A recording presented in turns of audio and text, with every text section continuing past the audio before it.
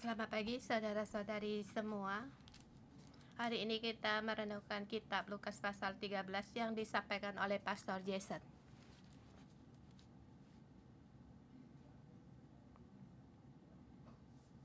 Di pasal dimulai mengikuti Tuhan harus memikul salib. Pasal 10 harus berkait dengan Tuhan.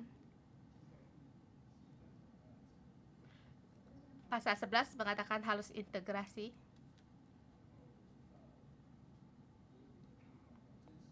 Dan pasal 12 mengatakan harus setia, harus nyata, jangan munafik. Pasal 13 dengan tema mengikuti Tuhan harus berperang untuk masuk dalam kerajaan Allah. Mengikuti Tuhan harus berperang melawan untuk masuk dalam kerajaan Allah. Seperti di dalam ayat dikatakan kalau harus berusaha untuk masuk ke pintu. Berusaha di sini artinya berperang. Ayat pertama 1 sampai dengan 9, waktu sudah dekat harus bertobat dan berbuah. Ayat pertama dikatakan pada waktu itu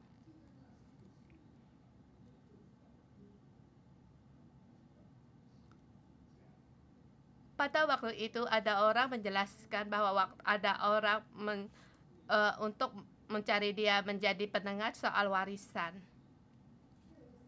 Untuk harta dunia mereka bertengkar mencari Yesus untuk menjadi orang penengah.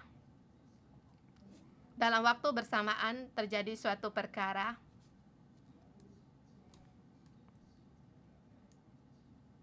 Ada beberapa orang membawa kabar tentang orang-orang Galilea yang darahnya dicampurkan Pilatus dengan darah korban yang mereka persembahkan. Orang Galilea waktu mereka memberikan persembahan, lalu Pilatus mencampurkan darah pada korban persembahan. Ini terjadi sesuatu. Dan banyak orang ingin menjelaskan kepadanya sebab ini berita besar. Dan berita ini mengapa bisa terjadi?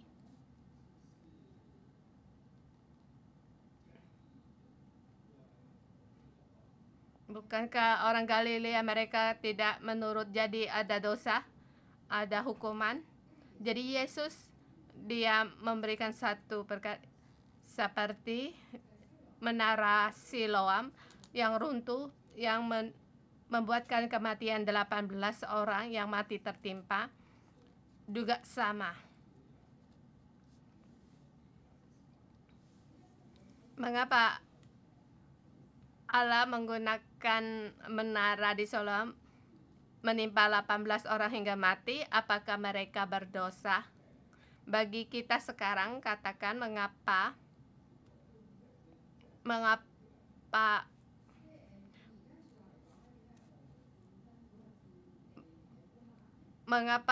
Ukraina berperang?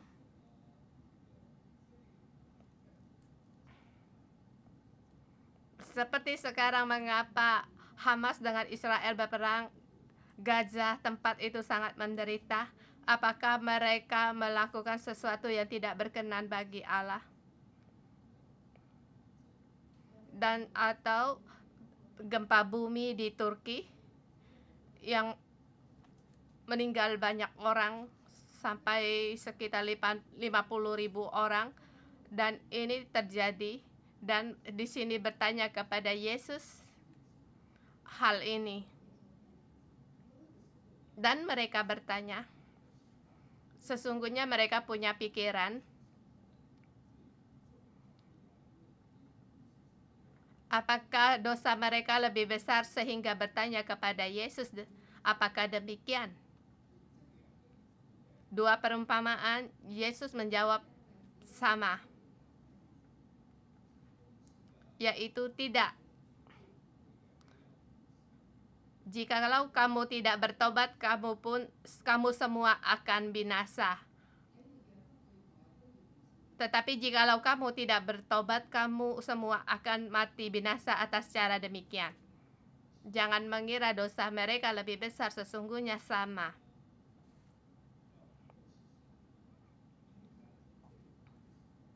Sampai pada 70 tahun Masehi, pada saat bait suci Yerusalem dirusak, pada saat banyak orang dibunuh, darahnya ini juga dicampur pada korban persembahan, dan juga banyak sekali menara yang roboh yang menimpa banyak orang. Dan di sini Yesus berkata, jangan peduli sama orang lain, yang kamu pedulikan dirimu sendiri, bertobatlah.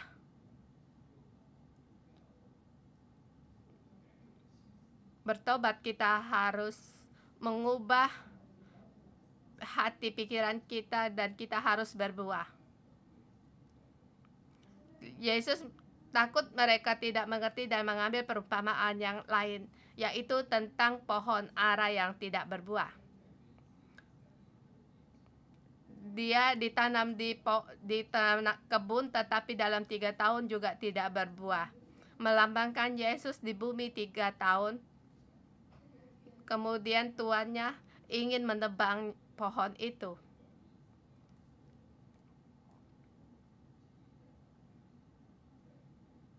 Penjaga kebun itu beri dia kesempatan 1 tahun lagi.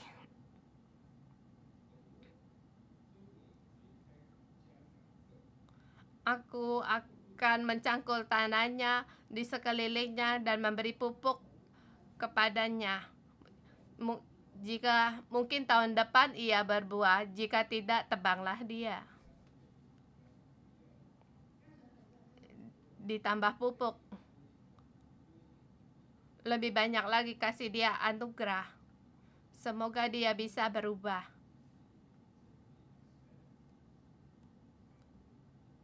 Ini perkataan Allah pada orang masa itu dan juga pada kita sekarang. Kalau kita tidak berbuah, kita sama dengan orang di zaman dulu itu.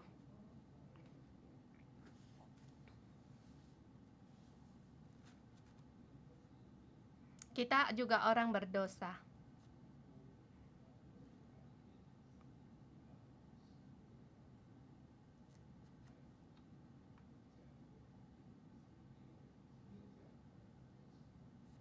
Dosa tidak bisa yang menggunakan perbuatan kita untuk ditebus. Yang kita perlu hanya Yesus. Yesus menghapus segala dosa kita. Dari dulu, sekarang, dan sampai yang akan datang. Setelah dosa dihapuskan, kita harus berbuah. Kalau kita tidak berbuah, maka tidak berguna. Karena Allah terhadap kita punya pengharapan. Yesus disalib bukan hanya untuk kita tidak berdosa, tapi doa jika ingin bersama Dia berjalan dalam jalan salib dan punya hubungan yang baik dengan Dia. Kemudian kita nyata dan integras, dan yang kita lakukan sesuai dengan sifat Yesus.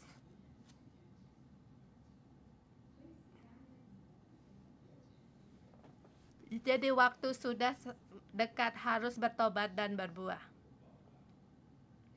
Kedua, menyembuhkan penyakit, menyatakan ledakan kerajaan Allah. Pada suatu kali Yesus sedang mengajar di rumah ibadat pada hari Sabat. Di situ ada seorang perempuan, dia kerasukan roh. Dia sakit sampai bungkuk punggungnya dan tidak bisa berdiri tegak. Di sini sudah 18 tahun. 18 tahun kerasukan roh. Dia di rumah ibadah tidak mendapatkan kesembuhan. Karena di rumah ibadah tidak punya kekuatan. Tetapi perempuan ini, dia datang di rumah ibadah datang ke gereja. Yesus melihat dia. Di sini dikatakan perempuan ini tidak meminta, tetapi Yesus sendiri yang di sini di kitab Lukas juga yang terakhir mencatat Yesus di rumah ibadah. Kemudian perempuan itu roh jahatnya diusir, kemudian dia berdiri tegak. Bukankah ini hal yang sangat gembira? Tetapi kepala rumah ibadah itu, dia sangat gusar terhadap pengajar. Dikatakan di hari Sabat tidak boleh menyembuhkan penyakit. Di sini dalam logika apa?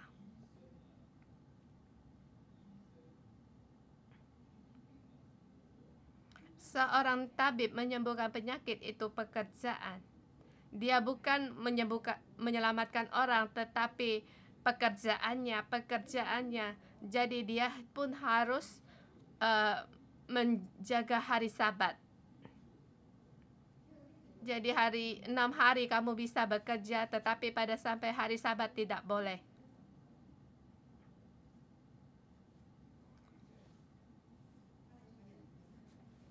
Ini keputusan orang Farisi. Tapi juga ada dikatakan kalau orang hampir mati boleh diselamatkan.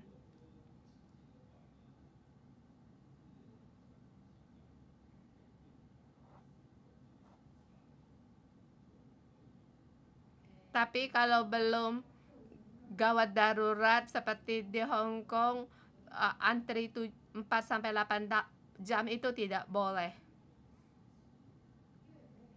Sebab ini satu pekerjaan.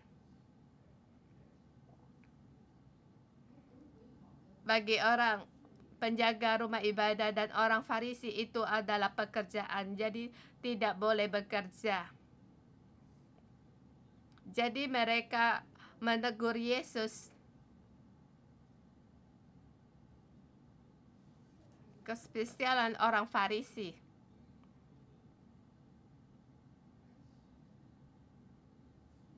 Dia bisa mengambil keputusan di hari Sabat tidak boleh menyembuhkan penyakit.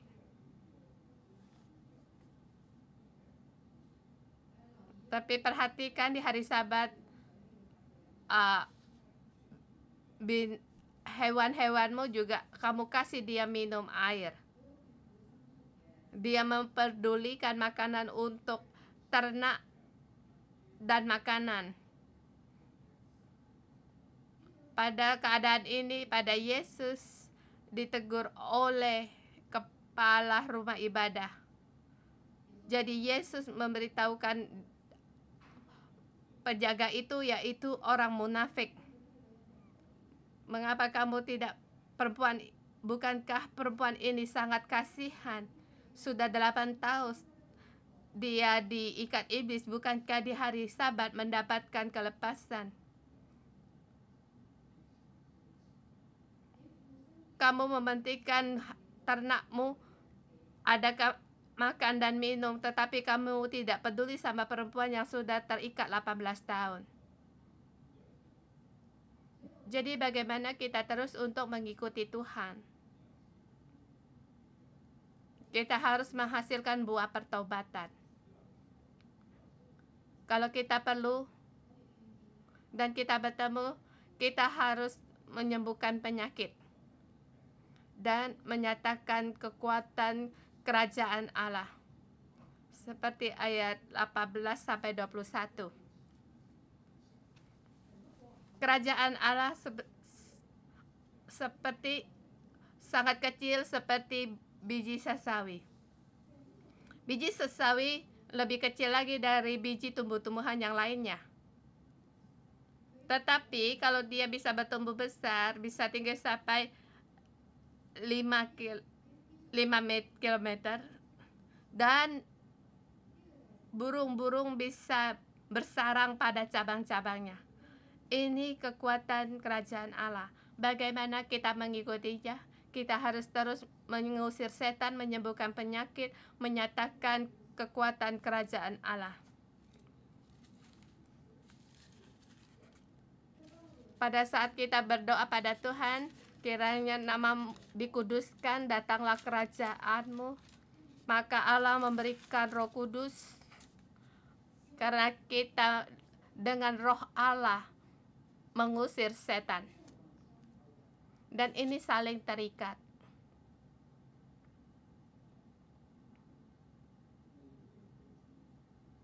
Saya tidak secara otomatis untuk mengusir setan. Kalau setan adakah pergi, aku juga tidak jelas.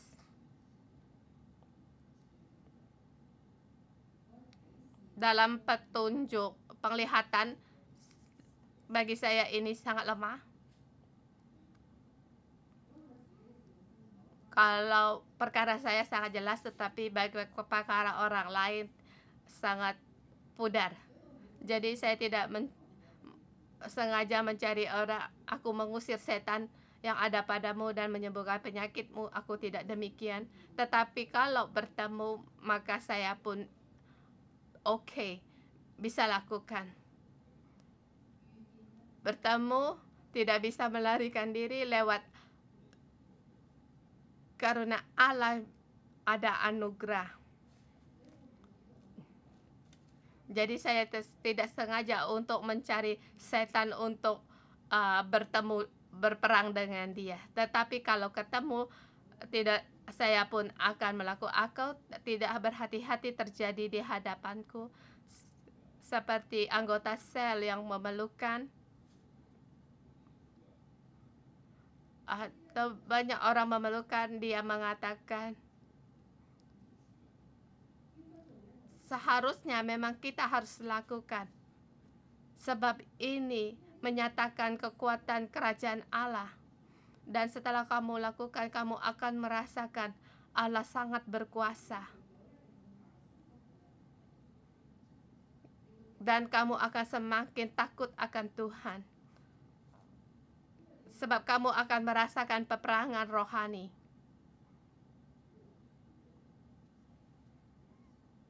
Saya merasa kalau kita sedikit mengusir setan, kita terhadap dunia roh, pengertian kita kurang banyak, dan juga kita hidup dalam dunia material, yaitu kita akan melakukan lewat pandangan mata dan perlahan-lahan akan dibawa arus dunia. Kalau kamu punya pengalaman mengusir setan, kamu akan tahu hari itu akan lebih berjaga-jaga. Sebelumnya harus penerimaan yang jelas, karena takut mengusir setan gagal. Jadi itu baik. Kamu tidak mengusir setan, kamu tidak berjaga-jaga. Kalau kamu tidak mengusir setan, kamu tidak berdaya untuk berperang dan menang. Mohon Tuhan untuk menolong kita di alam roh, bersandar pada Allah, kita punya kuasa. Paragraf ketiga, 22-30. Yang diutus untuk masuk dalam kerajaan Allah. Ada orang bertanya suatu perkara. 23, Tuhan, sedikit sajakah orang yang diselamatkan?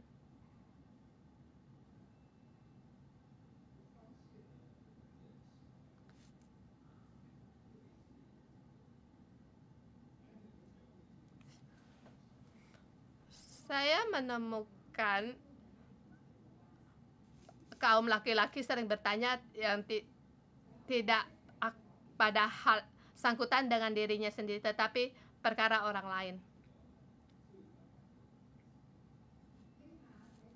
Mendengar apa yang terjadi dalam masyarakat. Jadi pada kaum laki-laki berkumpul, mereka akan berbicara tentang negara, perkara yang besar.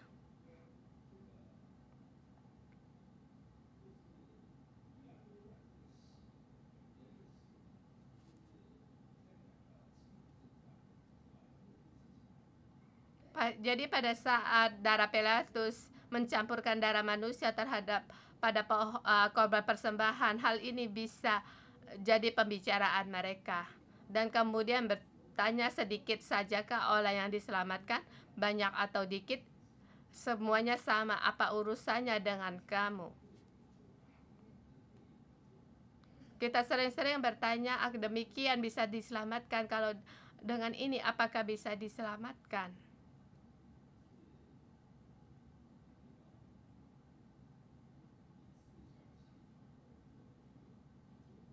Apakah sekali percaya selamanya diselamatkan? Sering bertanya akan hal ini. Sesungguhnya itu bukan urusan kita. Orang itu, apakah dia diselamatkan, itu keputusan Yesus. Sama hal dengan ini. Jawaban Yesus, poinnya, kamu harus mengurus urusanmu sendiri.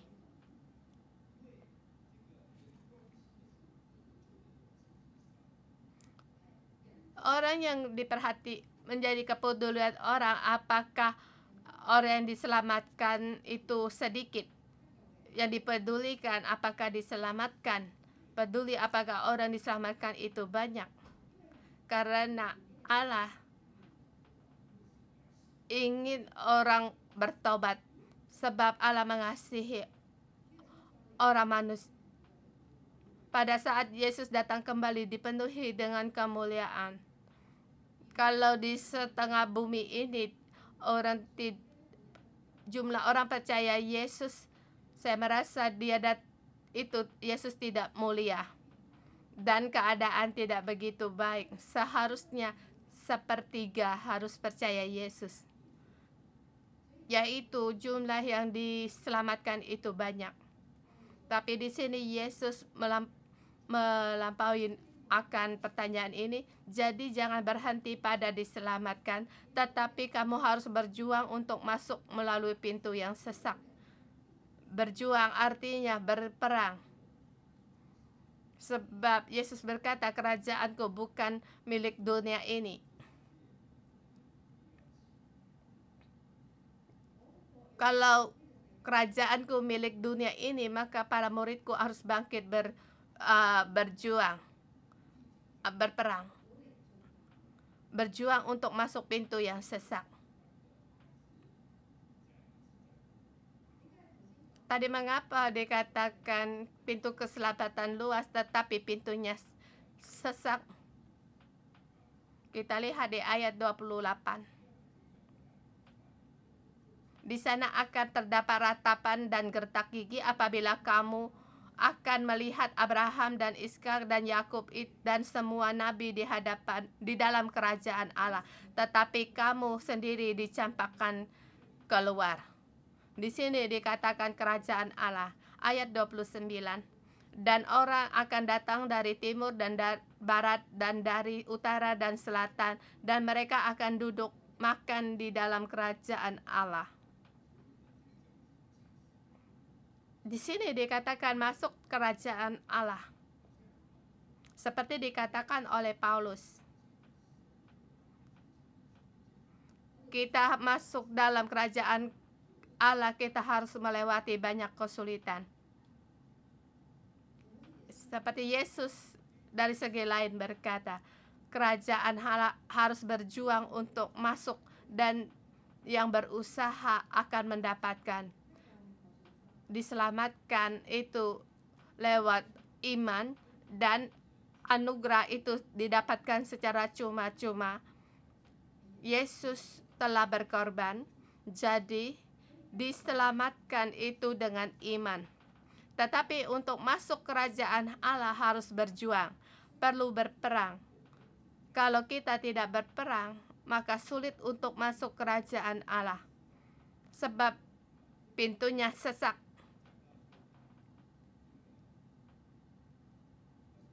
Di ayat 25 dikatakan, jika tuan rumah telah bangkit dan telah menutup pintu, kamu akan berdiri di luar dan mengetok-ngetok pintu sambil berkata, Tuan, bukakanlah kami pintu, dan ia akan menjawab dan berkata kepadamu, Aku tidak tahu dari mana kamu datang.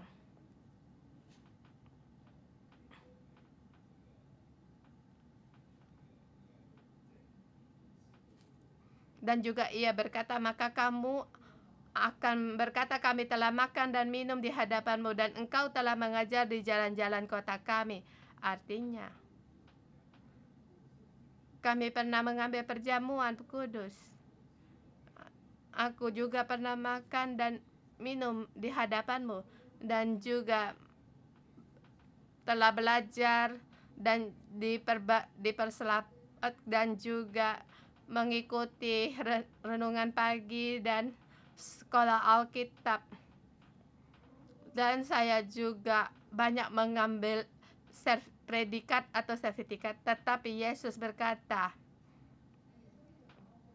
Aku tidak tahu dari mana kamu datang, enyahlah dari hadapanku, hai kamu sekalian yang melakukan kejahatan. Di sini kejahatannya di mana? Yaitu mengikuti keinginan sendiri, melakukan apa yang ingin dilakukan sendiri. Tidak mengikuti perintah Tuhan melakukan. Jadi, orang yang diselamatkan banyak, tetapi untuk masuk dalam kerajaan Allah itu sedikit. Dia harus berjuang, harus berperang. Jadi masa depan akan ada sebagian orang mereka tidak bisa masuk kerajaan Allah. Seperti kalau dengan kitab Wahyu melihat ada orang di dalam di kota, ada orang di neraka, ada orang yang di luar kota, tidak bisa masuk dalam kota kudus, tetapi mereka tidak sampai masuk neraka. Menurut pendapat saya, mereka orang-orang ini, mereka tahu akan Tuhan, tetapi tidak mengikuti Tuhan. Dia tidak berjuang, berperang masuk dalam kerajaan Allah.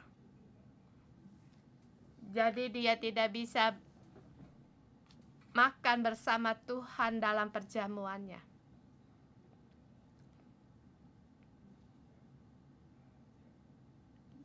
Ada seorang pastor berkata demikian. Dia dari kecil seorang Kristen. Di zamannya, dia sangat ingin, sangat iri melihat orang nonton bioskop.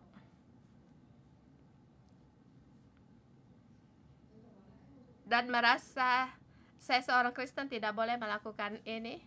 Jadi setiap orang memberi kesaksian. Dulu dia makan, minum, berperang, kacau balau, tetapi Allah menyelamatkan dia. Dia sangat susah hati. Dikatakan, aku tidak melakukan apa-apa masuk ke surga, tetapi semuanya kamu lakukan masuk surga. Jadi hatinya tidak tenang, karena yang dia katakan itu keselamatan. Benar, kamu apapun kamu tidak lakukan, kamu percaya Tuhan, maka kamu diselamatkan. Apapun kamu lakukan, kamu percaya Tuhan, kamu diselamatkan. Jadi ini adalah sama. Tetapi setelah diselamatkan harus meraih kemenangan. Di kitab Wahyu 7 gereja berkata, yang bertelinga hendaklah mendengar, dan yang menang harus demikian. Jadi 7 gereja, surat itu ditulis untuk kaum Kristen. Seperti dikatakan Yohanes di Wahyu, lewat Yohanes memberitahukan kepada gereja, kamu harus menang. Jadi bukan setiap orang bisa menang. bisa diselamatkan, ada kemenangan, ada yang mendapatkan upah.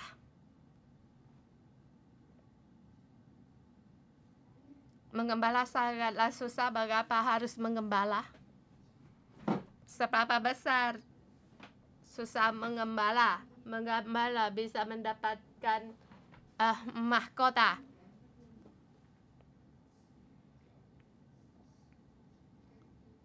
Seminar gereja mereka juga setia, dia pun mendapatkan mahkota. Gereja Smyrna mendapatkan mahkota seperti dalam mengembala, memusnahkan semua kedaginganmu, kesabaranmu, waktumu, dan lain-lain. Setelah itu selesai, maka kasih dan kuasa Allah masuk dan terus untuk mengembala. Juga pasti ada mahkota. Jadi mengembala itu tidak mudah. Jadi mengembala ada mahkota. Kalau tidak aku diselamatkan sudah bisa. Mengapa kamu harus mengembala? Karena seorang mempunyai mahkota, saat orang lagi yang tidak. Di sini pun sama. Tuhan, sedikitkah saja orang yang diselamatkan? Yesus melewati perjamuan ini sebab Yesus tidak mau mereka berhenti hanya sampai diselamatkan, tetapi harus mendapatkan kemenangan dan mendapat upah.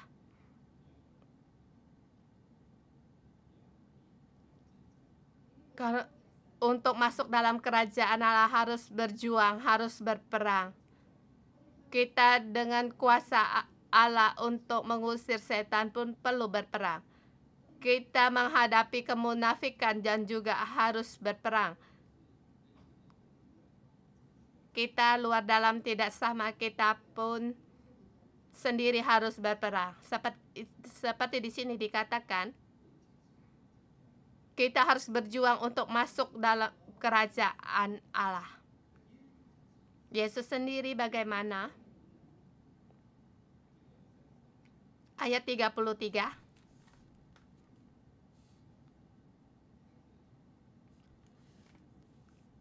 32, jawab Yesus kepada mereka, "Pergilah dan katakan kepada serigala itu, aku mengusir setan dan menyembuhkan mereka pada hari ini dan besok. Pada hari yang ketiga, aku akan selesai. Tetapi hari ini atau besok dan lusa aku harus meneruskan perjalananku, sebab tidaklah semestinya seorang nabi dibunuh kalau tidak di Yerusalem." Yesus diutus. Dia diutus untuk mengajar di berbagai tempat. Dan dia tahu akhirnya akan mati di Yerusalem. Dia yang diutus. Dia tahu di mana dia pergi. Jadi kita mohon Tuhan untuk menolong kita.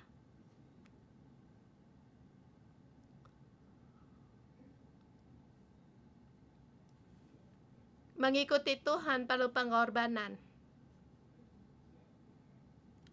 Mengikuti Tuhan harus ada buah pertobatan. Mengikuti Tuhan perlu perangan dan mengusir setan dan menyembuhkan penyakit. Kita mohon Tuhan untuk menolong kita. Kita harus peka terhadap alam roh dan terhadap kelakuan sendiri harus berjaga-jaga. Kalau perlu dilakukan, kita harus berani untuk maju. Kita bersyukur pada Tuhan. Di sini kita ada guru Lewi yang dipakai Tuhan.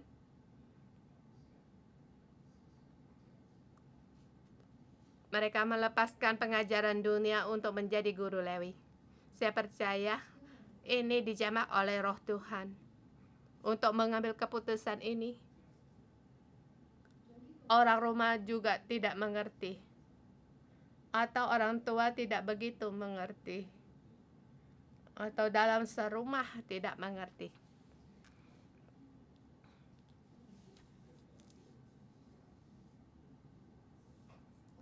Saya melihat kalau menjadi dokter, seluruh keluarga juga menjadi dokter.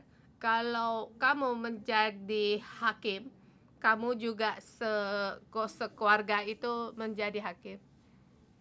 Atau kalau menjadi guru, kebanyakan dalam keluarga mereka juga menjadi guru. Jadi kalau kamu menjadi guru, Lewi akan menghadapi banyak penolakan mereka, tidak setuju, harus berkorban.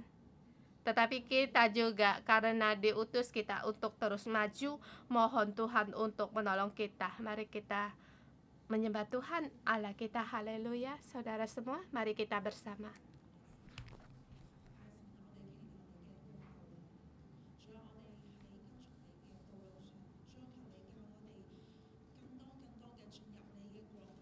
Tuhan, kami mohon Engkau menolong kami untuk masuk lebih banyak lagi dalam kerajaan-Mu.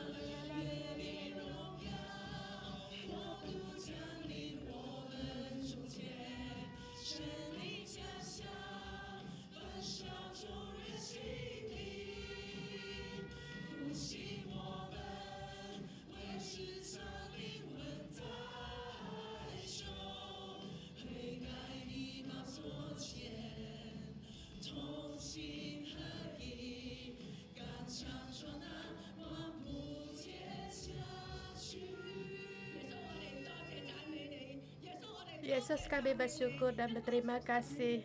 Kami umat-Mu Tuhan, kami di tengah Tuhan, kami berkata kami ada milik Engkau, umat-Mu Tuhan, kami datang mengikuti Engkau, kami mau mengikuti Engkau Tuhan. Lebih lagi kami untuk berperang, untuk masuk dalam kerajaan-Mu, kerajaan kesembuhan, kerajaan kekuatan. Tuhan, kami berterima kasih lewat firman-Mu, kami saudara-saudara kami mendapatkan. Tuhan, kami tidak lemah, tetapi Tuhan kami kuat. Tuhan, kami bebas di dalam Engkau. Kami bisa bebas di dalam Engkau. Dalam nama Tuhan Yesus, kami mengambil identitas ini. Kita mengambil kuasa ini. Kita berjuang untuk masuk di dalam kerajaan Allah. Karena kerajaan Engkau tiada bandingnya. Karena kerajaan Engkau mengatasi segala kematian dan kegelapan. Tuhan Yesus, kami berterima kasih. Kami berdoa dalam nama Tuhan Yesus Kristus. Amin. Saudara-saudari semua, di dalam hari ini kita harus berjuang untuk masuk dalam kerajaan. Kita perlu berperang. Kita mengikuti Tuhan, kita pun harus berperang. Tetapi jangan takut, sebab Allah memberi kita karunia dan juga anugerah. Dan juga dikatakan sangat jelas, Yesus menggunakan perumpamaan dengan pohon ara yang tidak berbuah, dan juga mengatakan menara yang roboh di Siloam, dan juga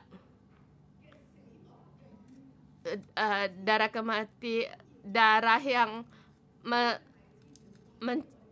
yang dicampur dalam korban persembahan. Ini memberitahukan kepada kita, pertama kita harus berbuah, kita harus bertobat, kita harus menghasilkan buah pertobatan hari ini. Langkah pertama, dan juga Tuhan mengingatkan kita, saudara-saudari semua, mari kita datang di hadapan Tuhan dan bertanya kepadamu, di dalam hidupmu adakah kelemahan kamu tahu, yang kamu ketahui, tetapi kamu tidak sungguh-sungguh menghadapi. Dan kelemahan ini kamu tahu, kamu tidak menghadapi dan ingin menghindar. Tetapi hari ini Tuhan berkata, kita mengikuti Tuhan untuk masuk dalam kerajaan Allah. Yang pertama, haruslah menghasilkan buah pertobatan. Tujuan untuk tidak disahkan oleh musuh dan tidak diserang oleh musuh. Hari ini buah pertobatan kita dipenuhi dengan celah. Dan saat ini saudara-saudari semua, kamu kelemahanmu, kesanmu, serah, mohon Tuhan untuk mengampunimu. Dan juga saya menerima saudara-saudara, kamu senang belanja di Taobao, kamu tidak bisa mengendalikan diri untuk belanja. Ini menjadi kebiasaanmu. Kamu menghabiskan uang untuk belanja di online, dan juga di antara saya menerima saudara semua dan juga masih dalam berhutang. Kamu suka berbelanja, dan juga kamu saudara-saudari semua, kamu di gereja dengan wajah lemah lembut, tetapi setelah pulang di rumah kamu kasar. Dan juga saya menerima kamu tidak mengampuni. Kamu disakiti, kamu tidak bisa mengampuni. Dan juga saya menerima di tengah-tengah saudara-saudaramu, kamu juga tidak mengampuni dirimu sendiri karena masa pertumbuhanmu, karena kamu menggagalkan harapan dari ayah dan ibu di dalammu. Kamu tidak bisa mengampuni dirimu sendiri. Hari ini Tuhan berkata, "Hai anakku, aku disalibkan untuk mati untukmu. Aku disalibkan untuk mengampuni dosa-dosamu, sehingga kamu tidak lagi hidup dalam malu, dipermalu, tidak lagi hidup dalam kegelapan, dan juga tidak lagi hidup dikendalikan oleh musuh." Saudara semua, kita mengaku di hadapan Tuhan. Kita mengaku kesalahan kita.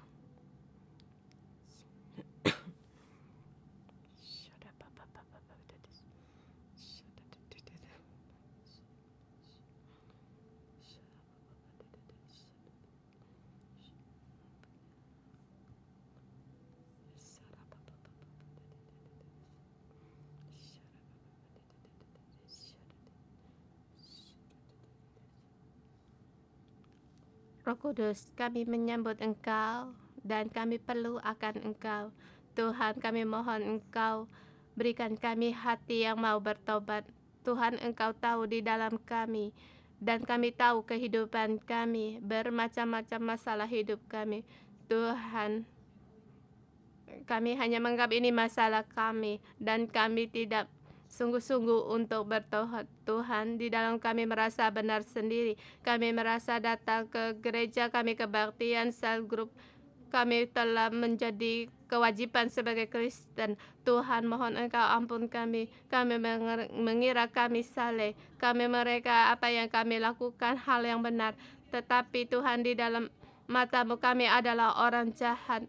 Karena kami tidak tahu untuk bertobat di hadapan Tuhan, kami tidak punya hati bertobat. Kami merasa yang kami lakukan itu adalah benar. Tapi sesungguhnya Tuhan, di dalam hati kami tidak tahu sesungguhnya Tuhan, kalau sampai kami datang di hadapan Engkau mengatakan Engkau tidak mengenal kami. Tuhan, ampunilah kami. Tuhan, beri kami hati bertobat. Kami untuk kelemahan hidup kami berseru kepada Engkau agar kami di dalam hidup kami yang tidak bisa kami lewati, segala dosa-dosa seluruhnya kami berseru kepada Engkau. Tuhan, kami tahu tidak mengandalkan diri kami tidak berdaya. Hanya Roh Kudus yang bisa memberikan petunjuk pada kami dan hanya Roh Kudus yang bisa membimbing kami untuk maju, untuk berjalan dalam pertobatan. Tuhan, tolong kami.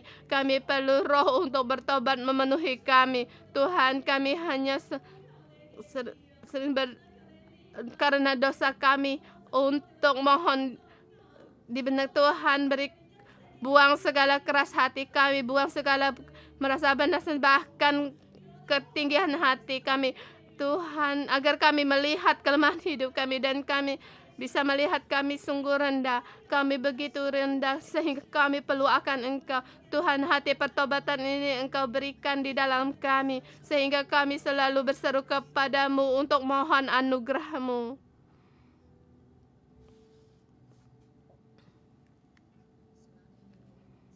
Tuhan, kami datang di hadapan-Mu. Tuhan, kami tahu, kami mendengar.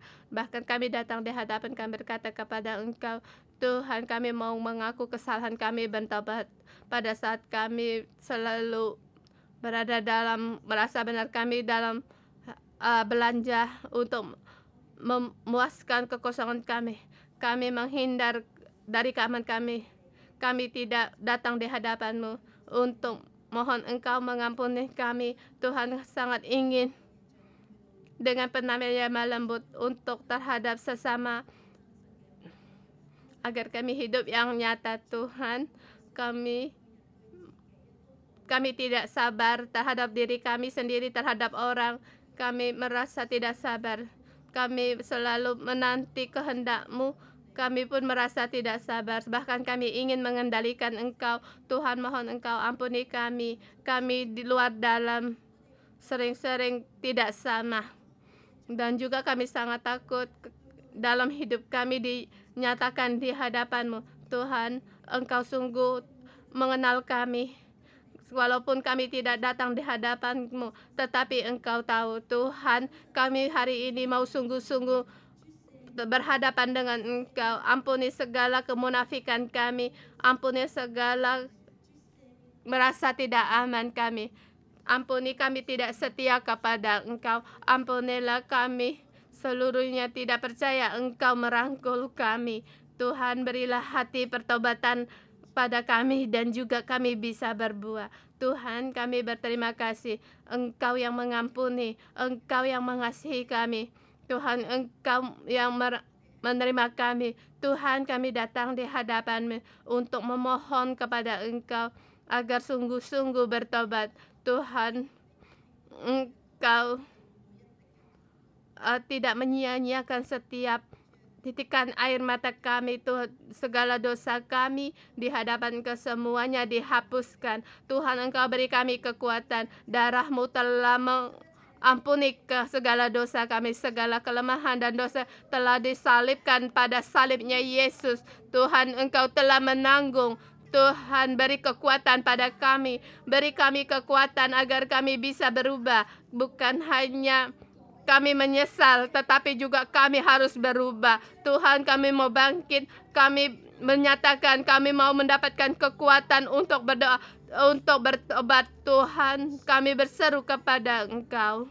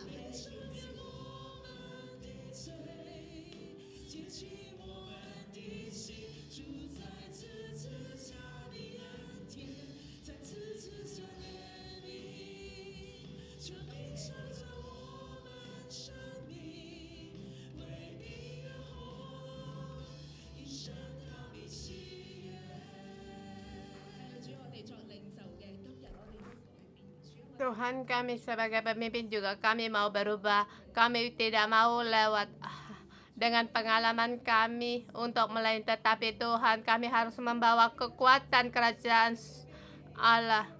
Tuhan, di masa lalu kami, Tuhan, terima kasih Engkau memberikan firman-Mu di hari kami agar kami bisa membawa orang-orang untuk masuk dalam kerajaan-Mu dan mengambil senjata untuk berperang. Kerajaan surga harus berperang untuk masuk. Saya mengundang saudara-saudari semua, kalau kamu sangat ingin untuk mendapatkan kuasa menyembuhkan, hari ini kamu ingin mendapat, saya mengundang kalian untuk letakkan tangan di hati. Saya berdoa agar berikan Tuhan beri kekuatan agar kamu bisa berperang untukmu dan untuk anak-anak rohanimu, untuk keluargamu dari generasi ke generasi dimenangkan. Kita hari ini harus berbuah dan generasi kita berikutnya harus berubah. Kita bersama untuk berdoa dengan bahasa roh. Kita mohon pada Tuhan.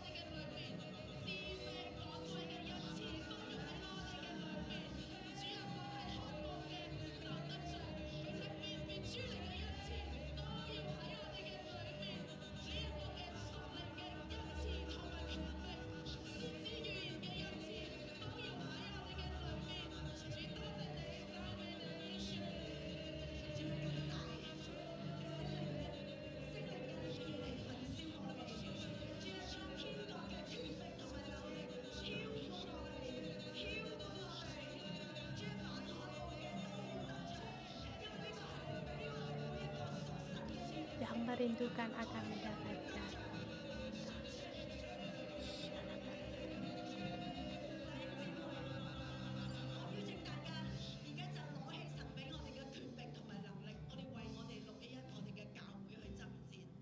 Kita berperang untuk gereja kita.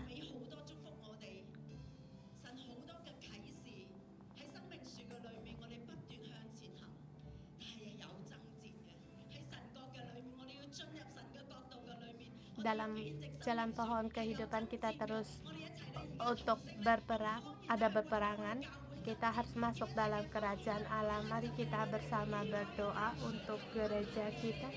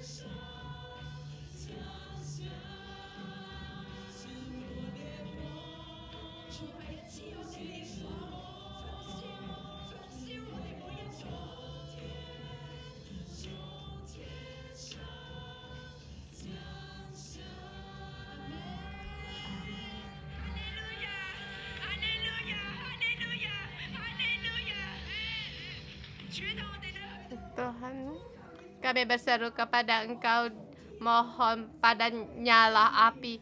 Nyala api mau membakar kehidupan kami. Saya memberkati saudara-saudari semua, kemenangan, urapan kemenangan dicurahkan kepada saudara-saudari semua. Bahkan memberikan, Tuhan beri kami peperangan agar kami berjuang untuk masuk dalam kerajaan-Mu. Engkau menyertai kami setiap hari. Apa yang kami lakukan dan keputusan sesuai dengan kehendak-Mu. Bahkan Engkau menyertai kami. Curahan Roh Kudus Engkau curahkan di dalam kehidupan kami. Yesus, kami berterima kasih. Berdoa dalam nama Tuhan Yesus Kristus. Amin. Haleluya. Kita renungan pagi sampai di sini. Tuhan Yesus memberkati.